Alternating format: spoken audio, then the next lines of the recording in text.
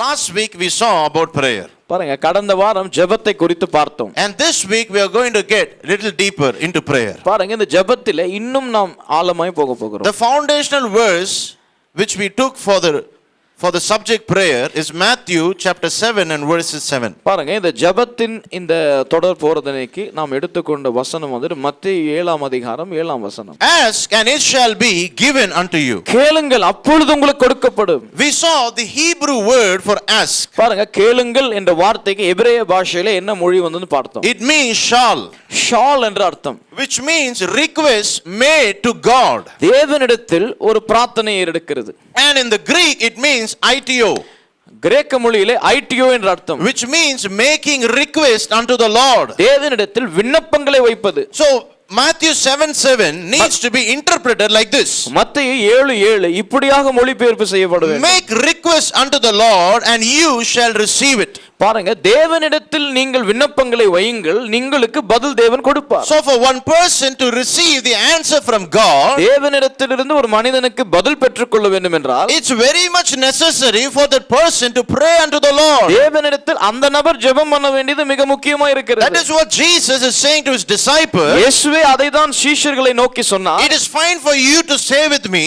என்னோடு கூட இருக்கிறது நல்லதுதான். It is fine that you walk with me. என்னோடு நடக்கிறது நன்மைதான். It is fine that you eat with me. என்னோடு உணவு சாப்பிடுவது நல்லதுதான். It's fine that you have dedicated your life to me. உங்களுடைய வாழ்க்கையை என்னோடு இருப்பதற்கு அர்ப்பணித்தது நல்லதுதான். But for you to receive something from God, you got to pray unto the Lord. தேவனிடத்திலிருந்து ஏதாயிலும் நீங்கள் பெற்றுக்கொள்ள வேண்டும் என்றால் ஜெபம் செய்ய வேண்டும். Hallelujah. Hallelujah. So prayer is very important. ஜெபம் மிக முக்கியமானது. Some people think அநேகர் நினைக்கிறார்கள் only with the word things will happen. பாருங்க, வார்த்தை வைத்துக்கொண்டு எல்லாம் நடந்து விட முடியும் என்று And some நினைக்கிறார்கள். people think only with prayer things will happen. சிலர் நினைக்கிறார்கள் ஜெபம் மாத்திரம் இருந்தால் போதும் எல்லாம் முடித்து But the word of God always teaches a balanced teaching. தேவனுடைய வார்த்தை எப்பொழுதும் பேலன்ஸ்டா இருக்கிறது. We need prayer as well as word. பாருங்க, ஜெபமும் தேவை, வார்த்தையும் அவசியம். The word and prayer goes on hand. ஜெபமும் வார்த்தையும் இரண்டு ஒன்றா இருக்கிறது, அதாவது பேலன்ஸ்டா இருக்கிறது. It's like buying a bike without a key. அதாவது ஒரு வாகனத்தை சாவி இல்லாம வாங்கினா எப்படி இருக்கும்?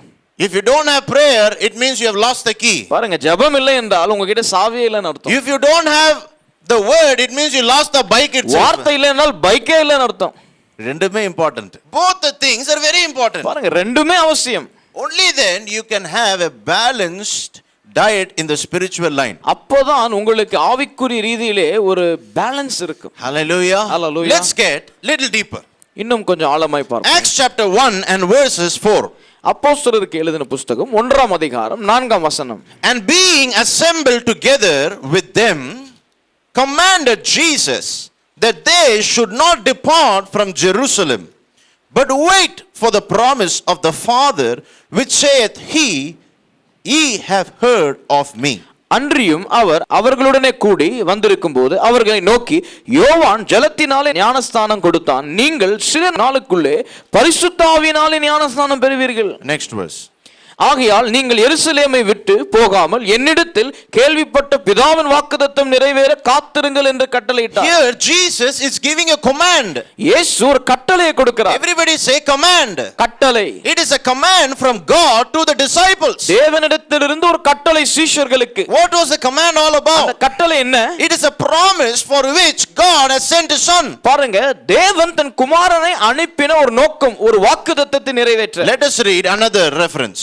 இன்னொரு வசனம். Luke chapter 24 and verses 49. Look 24ஆம் அதிகாரம் 49ஆம் வசனம். And behold, I send the promise of my Father upon you, but tarry ye in the city of Jerusalem until ye be endued with power from on high. என் பிதா வாக்குத்தத்தம் பண்ணினதை இதோ நான் உங்களுக்கு அனுப்புகிறேன், நீங்களோ உன்னதத்திலிருந்து வரும் பலனால் தரிப்பிக்கப்படும்படி வரைக்கும் எருசலேம் நகரத்தில் இருங்கள் என்றார். It is a command from God. அது தேவனிடத்திலிருந்து வந்த கட்டளை. It is not a request from God. தேவனிடத்திலிருந்து வந்த ஒரு ஆலோசனை அல்ல. It is not a suggestion from God. அல்லது ஆலோசனை அல்ல. But it is a distinct command from God for the disciples to stay and wait in Jerusalem. தன் சீஷர்களுக்கு தேவனிடத்திலிருந்து வந்த திட்டம் தெளிவான ஒரு கட்டளை. That they would receive the promise from the Father. தேவன் கொடுத்த ஒரு வாக்குத்தத்தத்தை அவர்கள் பெற்றுக்கொள்ளும்படிக்கு. Hallelujah. Hallelujah. Are you all all there? நீங்க எல்லாரும் இருக்கிறீங்களா? Are you all tired this evening? எல்லாரும் டயர்டா இருக்கிறீங்களா? If you say you're tired, I'm terribly tired. நீங்க டயர்ட்னா நான் உங்களை விட டபுள் டயர்டா இருக்கிறேன். I don't want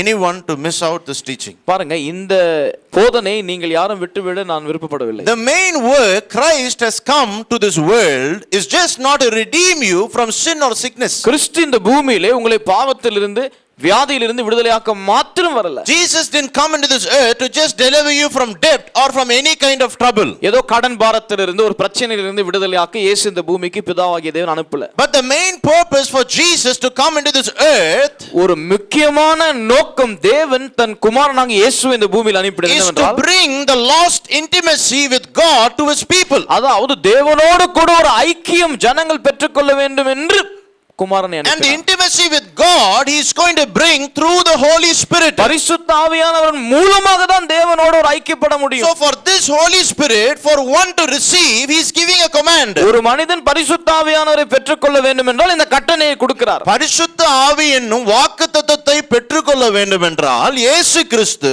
சீஷர்களுக்கு ஒரு கட்டளையை கொடுக்கிறார். What is that command? அது என்ன அந்த கட்டளை? He says, go and wait. சொல்லுகிறார், போய் காத்திருங்கள். That you will receive the promise from your father. உங்களுடைய பிதாவிடத்திலிருந்து சொல்லப்பட்ட வாக்குத்தத்தத்தை நீங்கள் பெறும் வரையிலும் காத்திருங்கள். The word wait means, காத்திருங்கள் என்றால் in Greek, கிரேக்க மொழியில் wait for in expectancy. அதாவது ஒரு எதிர்பார்ப்போடு காத்திருங்கள். Hallelujah. Hallelujah. Say for instance, ஒரு உதாரணத்தை, you are inviting a pastor to your home. ஒரு பாஸ்டர் உங்க வீட்டுக்கு கூப்பிடுறாரு. And the pastor says he'll be coming by 11 a.m. காலையில 11 மணிக்கு வருவாருன்னு சொல்றாரு. 10:30 what you'll do? 10 மணிக்கு என்ன பண்ணுவீங்க? ரெண்டு பேரை வச்சிடுவீங்க வீட்டில், கேட்டையே பார்த்துட்டு. பாஸ்டர் வந்தா சொல்லு, உள்ள போய் துணியெல்லாம் மாத்தணும். You will be eagerly expecting and waiting for that person to arrive. அந்த நபர் வருவதற்கு நீங்கள் பொறுமையோடு எதிர்பார்ப்போடு காத்திருப்பீர்கள். That is what the word wait mean. பாருங்க, காத்திரு என்ற வார்த்தைக்கு அதுதான் அர்த்தம். Jesus was saying wait in expectancy. ஒரு எதிர்பார்ப்போடு காத்திருங்கள் என்று இயேசு கிறிஸ்து சொல்லுகிறார். Until you receive the promise from the Father, wait in expectancy. பிதாவாகிய தேவனிடத்திலிருந்து சொல்லப்பட்ட அந்த வாக்குத்தத்தத்தை பெறும் வரையிலும் எதிர்பார்ப்போடு காத்திருங்கள். Once the disciple got this command from God, இந்த சீஷர்கள் தேவனிடத்திலிருந்து அந்த கட்டளை பெற்ற பின்பு how did they wait? எப்படி How காத்திருந்தார்கள்? did they expectantly wait for the promise from the Father? எப்படி எதிர்பார்ப்போடு தேவனுடைய வாக்குத்தத்தத்தை பெற்றுக்கொள்ளும்படி காத்திருந்தார்கள்? Let's see. பார்ப்போம். Acts chapter 1 and verses 9 to 10. அப்போஸ்தலருக்கு எழுதின புத்தகம் 1ஆம் அதிகாரம் 9 10. And when Jesus had spoken all these things, while they beheld, he was taken up, and a cloud received him out of their sight. And while they looked steadfastly toward heaven as he went up, behold, two men stood by them in white apparel. இவைகளை அவர் சொன்ன பின்பு அவர்கள் பார்த்து கொண்டிருக்கையில் உயர எடுத்துக் கொள்ளப்பட்டார். அவர்கள் கண்களுக்கு மறைவாக ஒரு மேகம் அவரை எடுத்துக்கொண்டது. அவர் போகிற போது அவர்கள் வானத்தை அண்ணாந்து பார்த்து கொண்டிருக்கையில் இதோ வெண்மையான வஸ்திரத்தவர்கள் 2 பேர் அவர்கள் அருகே நின்று. See here, இங்கே the word of God says, வசனம் the சொல்லுகிறது, disciples were around Jesus. சீஷர்கள் இயேசுவை சுற்றி இருந்தார்கள். After Jesus gave the command to them to wait till they receive the promise from the Father, சீஷர்களுக்கு ஒரு கட்டளை கொடுக்கிறார்ல, போய் காத்திருங்கள், பிதாவாகிய தேவன் வாக்குத்தத்தத்தை செய்தாரே அதை பெற்றுக்கொள்ளும் வரையிலும் எருசலேமில் காத்திருங்கள் சொன்னாரு. after he said, Jesus is getting into the heavens. அது சொன்ன பின்பு இயேசு வானங்களிலே எடுத்துக் He கொள்ளப்படுகிறார். left the earth. இந்த பூமியை விட்டு The போனார். disciples were all alone. சீஷர்கள் தன்னந்தனியே Now விடப்பட்டார்கள். what did they do? இப்பொழுது அவர்கள் என்ன The செய்தார்கள்? first thing they did was they went to Jerusalem. முதலாவது காரியம் அவர்கள் செய்தது எருசலேமுக்குள்ளாய் சென்றார்கள். They're following the command which Jesus Christ had given to them. இயேசு கிறிஸ்து சொன்ன கட்டளையை கீழ்ப்படிந்து எருசலேமுக்குள் What did he சென்றார்கள். say? என்ன சொன்னார்? Go to Jerusalem and wait. எருசலேமுக்கு சென்று The காத்திருங்கள். first thing what they're doing is they're going to Jerusalem. முதல் காரியம் சீஷர்கள் செய்தது என்னவென்றால் எருசலேமுக்கு செல்லுகிறார்கள். The next verse says, and when they came inside, they அடுத்த went into an upper room. அவர்கள் அங்கே வந்தபோது மேல் வீட்டில் ஏறினார்கள். They went into the upper room. மேல் வீட்டில் ஏறினார்கள். Peter and James and John and Andrew, Philip and all the other disciples. அதில் பேதுருவும் யாக்கோபும் யோவானும் அந்திரேயாவும் பிலிப்பும் தோமாவும் என்ற அநேக இந்த சீஷர்களும் What did they do? என்ன செய்தார்கள்? Read that verse. இந்த வசனத்தை They படிப்போம். all continued with one accord in prayer and supplication. அதாவது 14ஆம் வசனம், ஒருமனப்பட்டு ஜெபத்திலும் வேண்டுதலிலும் தரித்திருந்தார்கள். Hallelujah. Hallelujah. First, what did they do? முதல்ல என்ன செய்தார்கள்? They obeyed the command of Jesus by going to Jerusalem. கிறிஸ்து இயேசுவின் கட்டளையை கீழ்ப்பட்டு எருசலேமுக்குள் சென்றார்கள். முதல். Second, what must they do? இரண்டாவது என்ன செய்திருக்க வேண்டும்? They need to wait.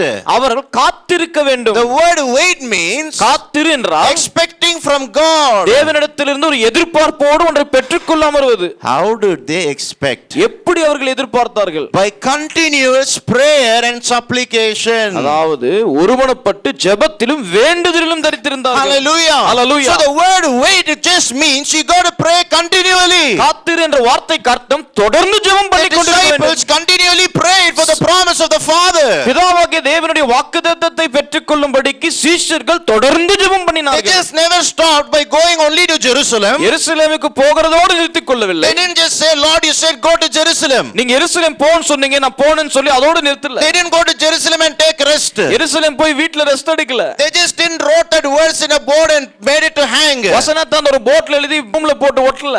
They prayed. அவர்கள் ஜெபம் பண்ணினார்கள். Today some people have this habit. இந்த பழக்கம் சிலருக்கு இருக்கு. Whenever God gives a promise for them, ஒரு வாக்குத்தத்தத்தை தேவன் கொடுத்தார். they will write it in a big slate. அது நல்லா சூப்பரா பெரிய ஸ்லேட்ல எழுதி. And if you go to some people's home, there will be many slates. சில வீட்டுக்கு போனா நிறைய படம் இருக்கும். You photo ask frames them, what இருக்கும். are you doing? என்ன பண்றீங்க? கடவுள் எனக்கு கொடுத்த எல்லா வாக்குத்தத்தையும் எழுதிட்டேன் பிரதர். காலையில ஏஞ்சோன்னா பாப்பம் பிரதர், மன சமாதானமா இருக்கும். அப்படியே தான் இருக்கும், நடக்காது. எப்படி? Today the church is very much eager to write in slate to put it in the photo frames. பாருங்க, இன்னைக்கு சபைகள் எல்லாரும் வந்து நல்லா அழகா எழுதி ஃப்ரேம் மாட்டுறதுல சூப்பரா இருக்காங்க. Another person is doing it even more in an advanced stage. இன்னொரு வந்து கொஞ்சம் அட்வான்ஸ்டா பண்றது. He writes it in a paper and puts in the pocket. ஒருத்தர் பேப்பர் எழுதி பாக்கெட்லயே கார்டா வச்சிருக்காரு. So whenever he feels tired, he will lift that paper and see and then put it inside. சோர்வா இருக்கும்போது நான் பாக்கெட்ல இருந்து எடுத்து பார்த்து திருப்பி பாக்கெட்லயே பத்திரமா வச்சுக்கிறேன். Disciples didn't do that. சீஷர்கள் எல்லாம் அப்படி பண்ணவே It's இல்ல. good to write the promise and put it in the pocket. வாக்குத்தத்தத்தை எழுதி பாக்கெட்ல வச்சிக்கிறது நல்லதுதான். But it is even more good that you need to pray about that. தொடர்ந்து இதை குறித்து ஜெபம் பண்ணுவது அதிக நல்லது. The disciples just didn't go to Jerusalem and say, "Oh God, now fulfill the promise." சீஷர்கள் எருசலேம் போய் ஆண்டவரே வாக்குத்தத்தத்தை நிறைவேற்றுங்கள் சொல்லிட்டு உட்காரல. But the word of God clearly says that they all continued in prayer in one accord. வசனம் சொல்லுகிறது ஒருமனப்பட்டு தொடர்ந்து ஜெபம் பண்ணினார்கள். Hallelujah. Hallelujah. Hallelujah. Hallelujah. Let's see what happened when they were doing this kind of prayer. இதை செய்து கொண்டிருக்கையில் என்ன நடந்தது என்று பார்ப்போம். Acts chapter 2 and verses 1 and 2. அப்போஸ்தலருக்கு எழுதின புத்தகம் 1:2. And on that day of the Pentecost, they were all with one accord in one place. பெந்தெகோஸ்தே என்னும் நாள் வந்தபோது அவர்கள் எல்லோரும் ஒருமனப்பட்டு ஒரு இடத்தில் And வந்திருந்தார்கள். suddenly there came a sound from heaven as of a rushing mighty wind, and it filled all the house where they were sitting. அப்பொழுது பலத்த காற்று அடிக்கிற முழக்கம் போல வானத்திலிருந்து சடுதியாய் ஒரு முழக்கம் உண்டாகி அவர்கள் உட்கார்ந்திருந்த வீடு முழுவதையும் நிரப்பிற்று. Hallelujah. Hallelujah. See, பாருங்க, till that day, அந்த நாள் வரையிலும், எந்த நாள் வரையிலும், till that day of Pentecost, பெந்தெகோஸ்து நாள் வரையிலும் they were all in one accord. ஒருமனப்பட்டு ஒரு இடத்தில் கூடி ஜெபம் They were பண்ணினார்கள். all fervent in prayer. தொடர்ந்து அவர்கள் தீவிரமாய் ஜெபம் They பண்ணினார்கள். prayed continuously. தொடர்ந்து ஜெபம் They பண்ணினார்கள். were diligent for the promise. அவர்கள் அந்த வாக்குத்தத்தம் நிறைவேறும் என்று தீவிரமாய் ஜெபம் பண்ணினார்கள். Suddenly the promise came. சடுதியாக அந்த வாக்குத்தத்தம் நிறைவேறினது. Suddenly. சடுதியாக, Suddenly. சடுதியாக. Hallelujah. ஹalleluya.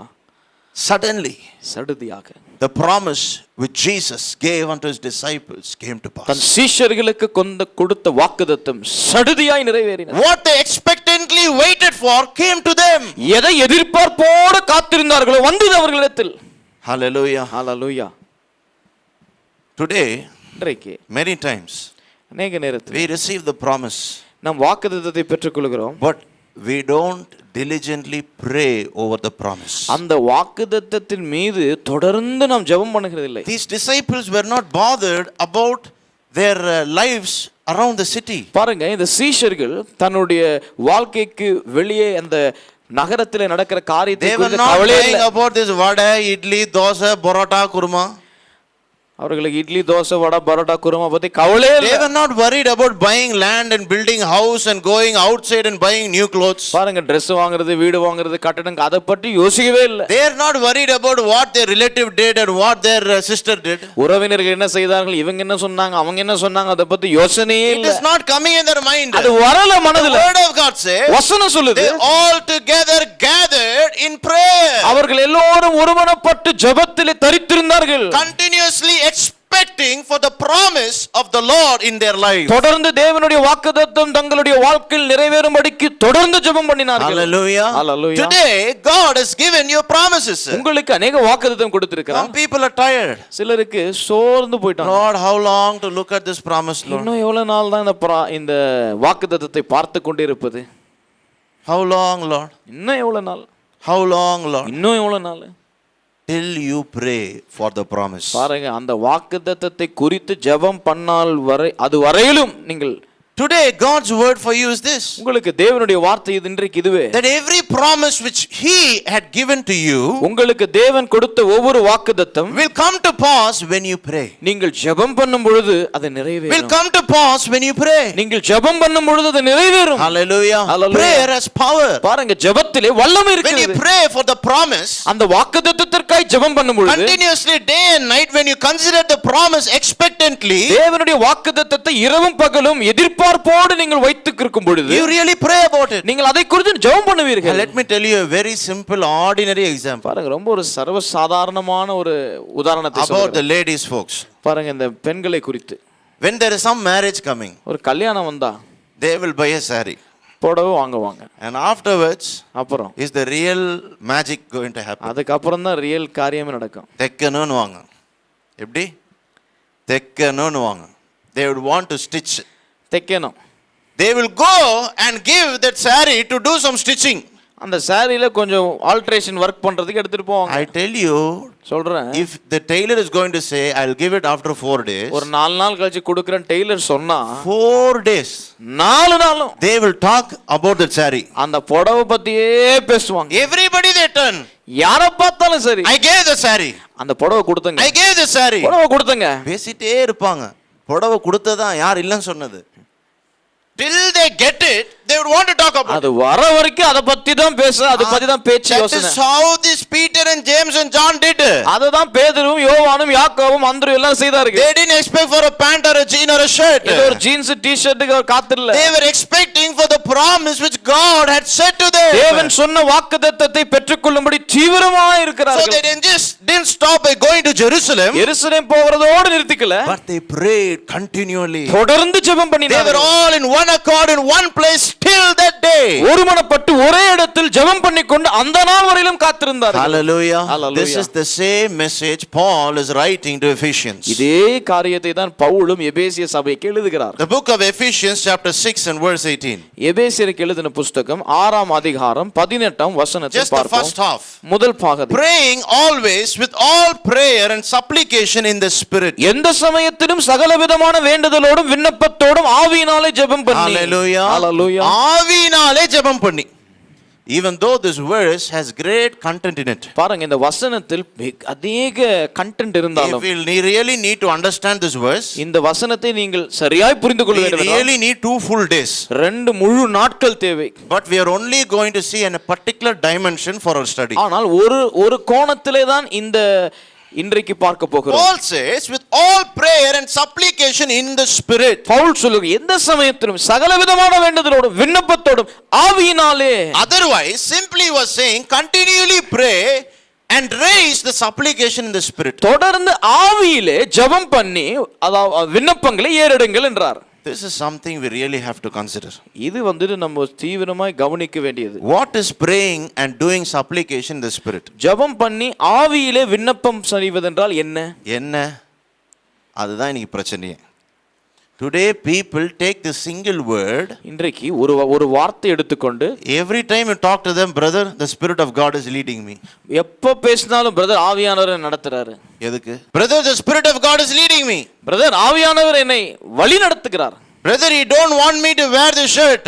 இந்த இந்த சொக்காவை போட வேணாம்னு சொல்றாரு. He don't want me to wear white today. He want me to wear black today. வெள்ளை போட வேணாம்னு சொல்றாரு, கருப்பு சொக்கா போட சொல்றாரு. It's not wrong. தப்பு இல்ல. But let us see பார்ப்போம் what is praying and making supplication the Spirit really means. ஆவியிலே விண்ணப்பம் பண்ணுவது என்றால் என்ன? See, doing all these prayers are not wrong. இதெல்லாம் தவறு இல்லைங்க. It might be correct. கரெக்டாவும் இருக்கலாம். And we don't know about that. அத பத்தி நமக்கு But தெரியாது. what is praying in the Spirit really means? ஆவியிலே ஜெபம் பண்ணுவது, விண்ணப்பம் செலுத்துவது என்றால் என்ன? We got to understand. அதை புரிந்து கொள்ள வேண்டும். Buying a cricket bat, ஒரு கிரிக்கெட் பேட்டை வாங்குறோம். used to play cricket. Cricket விளையாடுறோம். It is not to chase the dogs. ஏதோ நாயை விரட்ட இல்ல. Correct? Correct. If I am going to buy a cricket bat and chase the dogs, the cricket bat has lost its potential. ஒரு cricket பேட்டை வாங்கி நான் நாயை துரத்தவே அதை யூஸ் பண்ணனா அப்ப அதோட பொட்டன்ஷியலே வேஸ்ட், யூஸ் பண்ணலன்னு அர்த்தம். Hallelujah. Hallelujah. So we are going to see பார்ப்போம் what this verse really means. இந்த வசனம் என்ன சொல்லுகிறது என்று What is பார்ப்போம். praying in the Spirit means? ஆவியிலே ஜெபம் பண்ணுகிறது என்றால் என்ன? What does the word Spirit means? ஆவி என்றால் என்ன? See, the reason I'm putting this word again and again is because மறுபடியும் இந்த வார்த்தையை நான் போடுகிறது எதுக்கென்றால் I want you to understand it. நீங்கள் புரிந்து கொள்ள வேண்டும் என்று. Only you put the dosa up and down, not in the floor, in the kadai, it'll come out good. தோசையை திருப்பி தவால போட்டாதான், கீழே இல்ல தவால போட்டாதான் கரெக்டா வரும். Here, let us see. இங்கே பார்ப்போம். What does this Spirit means? ஆவி என்றால் என்ன? John chapter 6 and verses 63. யோவான் 6ஆம் அதிகாரம் 63ஆம் வசனம். It is the Spirit that giveth life. The flesh profiteth nothing. The words that I, Jesus, have spoken unto you are spirit and life. ஆவியை உயிர்ப்பிக்கிறது, மாம்சமானது ஒன்றுக்கும் உதவாது. நான் உங்களுக்கு சொல்லுகிற வசனங்கள் ஆவியாகவும் ஜீவனாகவும் இருக்கிறது. Jesus is saying the Spirit will give you life. ஜீவன் அதாவது ஆவி உங்களுக்கு ஜீவனை கொடுக்கும். And the flesh will only destroy. மாம்சமோ அழிவுதான் ஏற்படும். Now Jesus is clarifying what is that Spirit. இயேசு அந்த ஆவி என்றால் என்ன என்று சொல்கிறார். He is saying the words which I have spoken to you is the Spirit. நான் பேசின வார்த்தைகளே ஆவி என்று சொல்கிறார். Otherwise it's the word of Jesus which is the Spirit. இயேசுவின் வார்த்தை தான் ஆவி. So Paul was simply trying to say to the church of Ephesians, எபேசிய சபைக்கு பவுல் சொல்கிறார், don't just simply blabber to God, தேவனிடத்தில் ஏதோ உளறாதிருங்கள், but pray and speak and continuously make supplication in the truth. தொடர்ந்து ஜெபம் பண்ணுங்கள், இந்த வார்த்தையை பேசுங்கள் சத்தியத்தின்படி. Hallelujah. So praying to God in the Spirit means தேவனிடத்தில் ஆவியிலே ஜெபம் பண்ணுவது praying என்றால் to God from the word of the Lord. தேவனுடைய வார்த்தையிலிருந்து ஜெபம் பண்ணுவது என்று அர்த்தம். Today people are making requests to the Lord, no doubt. அநேகர் இன்றைக்கு தேவனிடத்தில் விண்ணப்பங்கள் செய்கிறார்கள். They are waiting in the presence of God, no doubt. தேவனுடைய சமூகத்தில் காத்திருக்கிறார்கள், சந்தேகமில்லை. But are they praying in the Spirit? ஆனால் உண்மையிலே ஆவியோடு ஜெபம் பண்ணுகிறார்களா? The answer is no. இல்லை. Hallelujah. Hallelujah. That is why I continuously say prayer will not give you the miracles. அதனால தான் நான் சொல்லுகிறேன் தொடர்ந்து ஜெபம் உங்களுக்கு அற்புதங்களை நடப்பிக்காது. It is the word of God which will give you miracles. தேவனுடைய வார்த்தை தான் உங்களுக்கு அற்புதங்களை கொண்டு வரும். Because when you know the word of God, you pray from the word of God. தேவனுடைய வார்த்தை அறிந்து கொள்ளும் பொழுது அந்த வார்த்தைக்குள்ளாய் நீங்கள் ஜெபம் பண்ணுவீர்கள். Hallelujah. Hallelujah. That is the power of prayer. அதுதான் தேவனுடைய அதாவது ஜெபத்தினுடைய வல்லமை. Today if you really see the people who pray, அநேகர் ஜெபம் பண்ணுகிறதை நீங்கள் பார்ப்பீர்கள் என்றால் there is no expectancy for the promise. தேவனுடைய வாக்குத்தத்தத்தை குறித்த ஒரு எதிர்பார்ப்பு இல்லை. And no supplication made in the Spirit, the word of God. எந்த விண்ணப்பமும் ஆவியின்படி அதாவது வார்த்தையின் ரீதியாக செய்யப்படுகிறது இல்லை. You see people, they simply blabber. சும்மா உளறுகிறார்கள். They will pray and pray and pray and pray and pray. ஜெபம் பண்ணி. I asked one brother, why are you praying so long? ஒருத்தர் கூப்பிட்டு கேட்ட, நீங்க ஏங்க இவ்வளவு நேரம் ஜெபம் பண்ணீங்க? No brother, every day 1 hour I have to pray. I will pray brother. இல்ல ஒரு மணி நேரம் நான் ஜெபம் பண்ண சொல்லிட்டாங்க, நான் ஜெபம் பண்ண போறேன். See, people think if I pray for 1 hour, நான் ஒரு மணி நேரம் ஜெபிச்சிட்டா, if I am going to speak different things to God, தேவனிடத்திலே பலவிதமான காரியங்களை நான் பேசிட்டா, then my promise will come to pass. என் வாக்குத்தத்தம் நிறைவேறும். But for a promise to come to pass, you got to do only one thing. ஆனால் உங்கள் வாக்குத்தத்தம் நிறைவேறுவதற்கு நீங்கள் ஒன்றுதான் தெரிந்து கொள்ள வேண்டும். You need to have an expectancy for the promise. ஒரு எதிர்பார்ப்பு தேவனுடைய வாக்குத்தத்தத்தின் மீது இருக்க வேண்டும். And continuously pray to the Lord from the word of God. தொடர் ஜெபத்தை தேவனுடைய வார்த்தையின் அடிப்படையில் ஜெபிக்க வேண்டும், வார்த்தை கொண்டு. Hallelujah. Hallelujah. Acts chapter 4 and verse 28 to 31. அப்போஸ்தலருக்கு எழுதின புத்தகம் 4ஆம் அதிகாரம் 28வது வசனத்திலிருந்து 31 வரையிலும். And now, Lord, behold their threatenings. The people are praying to God. Listen to this prayer. And now, Lord, behold their threatenings, and grant unto thy servants that with all boldness that they may speak thy word, by stretching forth thine hand to heal, and that signs and wonders may be done by the name of the holy child Jesus. இப்பொழுதும் கர்த்தாவே அவர்கள் பயம் பொறுத்தர்களை தேவரீர் கவனித்து உம்முடைய பரிசுத்த பிள்ளையாகிய இயேசுவின் நாமத்தினாலே அடையாளங்களும் அற்புதங்களும் நடக்கும்படி செய்து பிணியாளிகளை குணமாக்கும்படி உம்முடைய கரத்தை நீட்டி உம்முடைய ஊழியக்காரர் உம்முடைய வசனத்தை முழு தைரியத்தோடும் சொல்லும்படி அவர்களுக்கு அனுக்கிரகம் செய்தருளும் என்றார். Once they made this prayer, இந்த ஜெபத்தை செய்த the பின்பு next verse says, and when they had prayed, அவர்கள் ஜெபம் பண்ணின போது the place was shaken. கூடியிருந்த இடம் அசைந்தது. Everybody say the place was shaken. கூடியிருந்த இடம் அசைந்தது. Hallelujah. Hallelujah. The prayers were answered. ஜெபங்கள் கேட்கப்பட்டது. Why? ஏன்? Because their prayers were not for the selfish need, தன்னுடைய சுயரீதியாக ஜெபம் பண்ணவில்லை, but it was for the commission which God had put them. தேவன் அவர்களுக்கு கொடுத்த அந்த கட்டளை, அந்த கிரேட் கமிஷன் நிறைவேறுவதற்கு. In the book of Mark it says Mark எழுதின that புத்தகத்தில் Jesus told his disciple, go and make disciples. இயேசு தன் சீஷர்களை நோக்கி பார்த்து சொன்னார், சென்று சீஷர்களை நீங்கள் சம்பாதியுங்கள். Go and heal the sick, raise the dead. வியாதியஸ்தர்களை சுகமாக்குங்கள், மரித்தவர்களை உயிரோடு எழுப்புங்கள். It is with this promise these people are praying unto the Lord. இந்த வாக்குத்தத்தத்தை மனதிலே வைத்துக்கொண்டு தான் ஜெபம் They பண்ணுகிறார்கள் are பிதாவிடத்தில். expecting for this promise to come to pass. இந்த வாக்குத்தத்தம் நிறைவேற வேண்டும் என்று எதிர்பார்க்கிறார்கள். They have conceived the promise so hard that they pray for the promise. இந்த வாக்குத்தத்தத்தை கர்ப்பம் தரித்திருக்கிறார்கள், ஆகவே விடாமல் தீவிரமாய் ஜெபம் பண்ணுகிறார்கள். And it is for that they received the answer for the prayer. அதின் நிமித்தம் தான் அந்த ஜெபம் உடனே கேட்கப்பட்டு இடமும் அசைந்தது. Hallelujah. Hallelujah. Today God has promised healing for us. இன்றைக்கு உங்களுக்கு கர்த்தர் சுகத்தை வாக்கு பண்ணியிருக்கிறார். God has promised joy. உங்களுக்கு மகிழ்ச்சி வாக்கு God பண்ணியிருக்கிறார். has promised abundance of prosperity. உங்களுக்கு செழிப்பை வாக்கு பண்ணியிருக்கிறார். God has promised peace for you. உங்களுக்கு சமாதானத்தை வாக்கு God பண்ணியிருக்கிறார். has promised boldness for you. உங்களுக்கு தைரியத்தை வாக்கு God பண்ணியிருக்கிறார். has said to you that you are little gods. நீங்கள் குட்டி தேவர்கள் என்று சொல்லியிருக்கிறார். When will these things happen? இவைகளெல்லாம் எப்பொழுது It is நிறைவேறும்? not just when you conceive these things. இவைகளெல்லாம் கர்ப்பம் தரிக்கிறப்போ மாத்திரமல்ல, It's not going to happen when you just confess it day and night. இது தினமும் இரவும் பகலும் அறிக்கை செய்கிறதுனால் மாத்திரமல்ல, But it will happen in your life when you pray for it diligently day and night. இதைக்காய் தீவிரமா இரவும் பகலும் நீங்கள் ஜெபம் பண்ணும் பொழுது நடக்கும். I tell you, lay his promise, the word of God in your heart. நான் சொல்லுகிறேன், அவர் வாக்குத்தத்தத்தை உங்கள் இருதயத்திலே பதித்து வைத்து And continuously expect the promise to come to your life. தொடர்ந்து அந்த வாக்குத்தத்தம் உங்கள் வாழ்க்கையில் நிறைவேறும் என்ற எதிர்பார்ப்போடு It will surely come. அப்பொழுது அது நடக்கும். There is power in the word of God. தேவனுடைய வார்த்தையில் வல்லமை இருக்கிறது. Hallelujah. Hallelujah. There is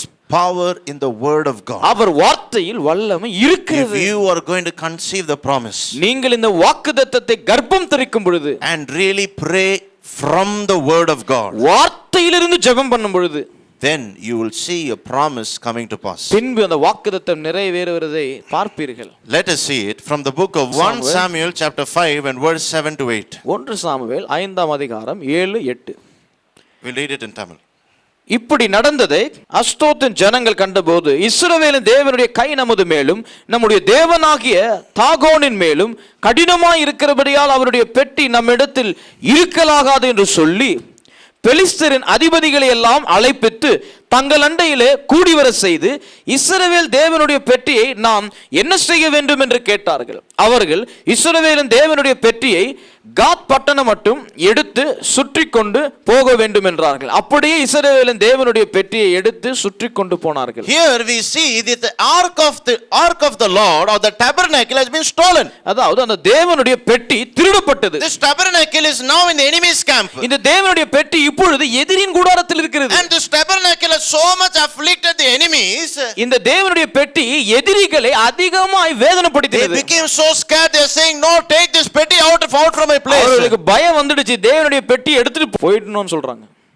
These things happen very often in India, especially South India. பாருங்க, சவுத் இந்தியால இது ரொம்ப ஆஃபனா நடக்குது. We get many people into homes வீட்டுக்குள்ள அநேகர் வருகிறார்கள். and they'll say, because this thing is here, இது இங்க இருக்கிறதுனால தான் something is happening. ஏதோ நடக்குது உனக்கு, தூக்கி வெளியே போடு. அதை எடுத்து வெளியே போடு. வருதா ஞாபகத்துக்கு? சிரிக்கிறவங்க எல்லாம் ரொம்ப அனுபவப்பட்டிருக்கீங்க. Such is the thing, the similar thing is happening. அதேதான் இங்க நடக்குது. The enemies are saying this ark of the Lord is giving great trouble. தேவனுடைய பெட்டி நமக்கு பெரிய வேதனை கொடுக்கிறது. It is bringing great destruction. அது பெரிய அழிவை நமக்கு We கொண்டு don't வருகிறது. want to have this. Take it away. நீங்க வேணாம் கொடுத்துடலாம்னு சொல்றாங்க. Hallelujah. Hallelujah. Now, இப்போ what was so special in the tabernacle that it afflicted them so much? அந்த தேவனுடைய பெட்டியில் என்ன இருந்தது? எதனால் அவர்கள் அவ்வளவு வேதனைப்படுத்தப்பட்டார்கள்? How come this tabernacle able to bring so much affliction to the enemies? இந்த தேவனுடைய பெட்டி இவ்வளவு உபத்திரவத்தை எப்படி தன் எதிரிகள் கூடாரங்களிலே கொண்டு வந்தது? The importance of the tabernacle was just this. அதாவது அந்த தேவனுடைய பெட்டியினுடைய முக்கியத்துவம் இதுதான். That the tabernacle contained the words of God. அதாவது தேவனுடைய பெட்டியிலே தேவனுடைய வார்த்தை இருந்தது. The speciality of the ark of the covenant அதாவது தேவனுடைய பெட்டியினுடைய ஸ்பெஷாலிட்டி என்னவென்றால் was just that it was carrying the word of God in it. அதிலே தேவனுடைய வார்த்தைகள் இருந்தது. So when this word of God is getting into the enemy's camp, இந்த தேவனுடைய வார்த்தை எதிரியின் கூடாரத்தில் வந்தபொழுது the enemies are fearing. எதிரிகள் The பயப்படுகிறார்கள். word of God is destroying the enemies. இந்த தேவனுடைய வார்த்தை எதிரிகளை சேதப்படுத்திக் They are கொண்டிருக்கிறது. saying, do not take us into our village. Let it go to the other village. எங்க கிராமத்துக்குள்ள அது வர தேவையில்லை. தேவனுடைய பெட்டியில் இருக்கிற இந்த வார்த்தை அப்படியே போயிட்டோம். You know what this petty did? இந்த தேவனுடைய பெட்டி என்ன It செஞ்சது just தெரியுமா? didn't only scare them. உடன்படிக்கை பெட்டி அவர்களை பயமாத்திரம் கொடுத்தது. It did something very, very interesting. இன்னும் ஒரு ஒரு இன்ட்ரெஸ்டிங்கான காரியத்தை செய்தது. சுவாரஸ்யமான ஒரு காரியம் நடக்குதுங்க. கிளைமாக்ஸ் இப்பதான் வருது பாருங்க. 1 Samuel 1 சாமுவேல் chapter 6 6ஆம் அதிகாரம் and verses 2 to 4. 2 to 4 வரையிலும். Everybody listen. பின்பு பெலிஸ்தியர் பூஜாரிகளை கூப்பிட்டு பூஜாரிகளையும் குறி சொல்லுகிறவர்களையும் அழைப்பித்து கர்த்தருடைய பெட்டியை பற்றி நாங்கள் என்ன செய்ய வேண்டும், அதை நாங்கள் எவ்விதமாய் அதன் ஸ்தானத்திற்கு அனுப்பிவிடலாம் என்று எங்களுக்கு சொல்லுங்கள். The Philistines who captured the ark of the covenant, இந்த பெலிஸ்தியர்கள் தேவனுடைய உடன்படிக்கை பெட்டியை பிடித்தார்கள். They are finally calling the பூஜாரியை கூப்பிட்டு, don't laugh at me, the word of God says pujari, என்னப்பா சிரிக்காதீங்க, வார்த்தை சொல்றது pujari, and the witchcraft doctors, அந்த குறி சொல்லுகிறவர்களை, please do some மந்திரம் and tell how to send this ark of the covenant. ஏதாவது மந்திரம் செஞ்சு சொல்லுங்க, இந்த உடன்படிக்கை பெட்டி அம்ச்சிடலாம் இங்க இருந்து. See now what the pujari is saying. இப்ப பூஜாரி என்ன சொல்றாரு?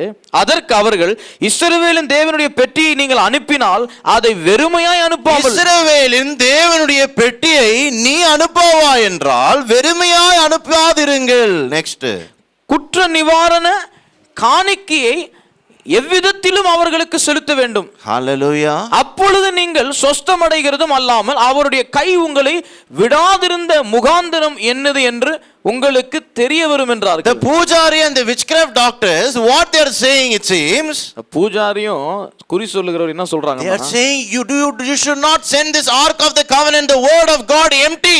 அந்த தேவனுடைய பெட்டியாகிய தேவனுடைய வார்த்தையை அத மாத்திரம் அனுப்பிச்சிட கூடாது. If you want to send the word of God to the children of God, தேவனுடைய பிள்ளைகளிடத்தில் தேவனுடைய பெட்டியை அனுப்பினீர்கள் என்றால், if you send it empty, it's a big crime. நீங்க அதை அப்படியே அனுப்பிச்சீங்கன்னா அது பெரிய குற்றமாயிடும். You need to send an offering. ஒரு காணிக்கையோடு அனுப்பணும். What is that offering? என்ன அந்த காணிக்கை?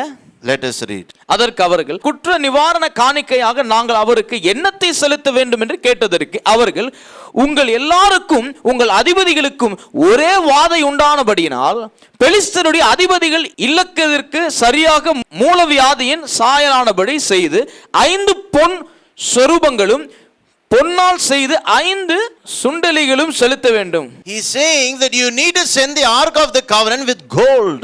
அதாவது தங்கத்தோடு அனுப்ப வேண்டும். You need to send the ark of the covenant with the riches of Philistines. அதாவது பெலிஸ்தீனுடைய ஆஸ்திகளினாலே செய்யப்பட்டு அந்த பொன்னுகளை அனுப்ப வேண்டும். Hallelujah. Hallelujah. When the word of God went into the enemy's camp, அந்த வார்த்தை தேவனுடைய கூடாரத்துக்கு சென்றபோது it just did not give fear and terror to them, பயத்தையும் பீதியையும் மாத்திரம் கொடுக்கல, but it brought riches to the people who contained the word of God. எந்த தேவ ஜனங்கள் தேவனுடைய உடன்படிக்கை பெட்டி இருந்தது அவர்களுக்கு ஐஸ்வர்யமும் அது கொண்டு வந்தது. Today the word of God to you is this. தேவனுடைய வார்த்தை உங்களுக்கு இதுதான். When you contain the word of God within your heart, உங்கள் இருதயத்தில் தேவனுடைய வார்த்தையை வைத்துக் கொள்ளும் பொழுது your enemies will not only fear at you, எதிரிகள் உங்களை பார்த்து பயப்படுவது மாத்திரம் நிறுத்த they will மாட்டார்கள், not only be destroyed, உங்களை பார்த்து அவர்கள் அழிந்து மாத்திரம் போக மாட்டார்கள், they shall compensate with a blessing.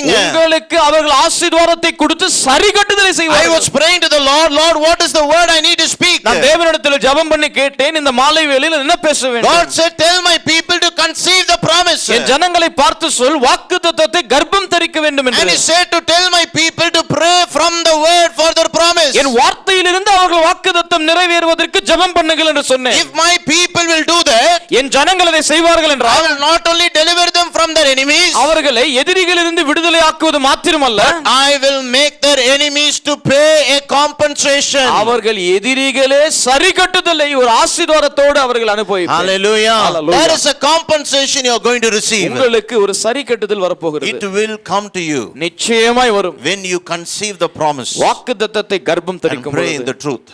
அதாவது சத்தியத்தோடு ஜெபம் பண்ணும் பொழுது. Today, many people, அநேகர் they try to win their enemies by praying, by singing, by kneeling down, by doing all the things. முழங்காலிடுவது, ஜெபம் பண்ணுவது, ஆராதனை செய்து தன் எதிரிகளை ஜெயித்திடலாம் நினைக்கிறாங்க. You go to some distinct, some inner part of villages. பாருங்க, நீங்க இந்த கிராமத்துல ரொம்ப இன்டீரியர் கிராமத்துக்கு போனா, They are so pitiful that they will say, we will not even have water. தண்ணி கூட குடிக்க மாட்டோம்னு சொல்லுவாங்க. எச்ச கூட முழுங்க மாட்டோம் brother.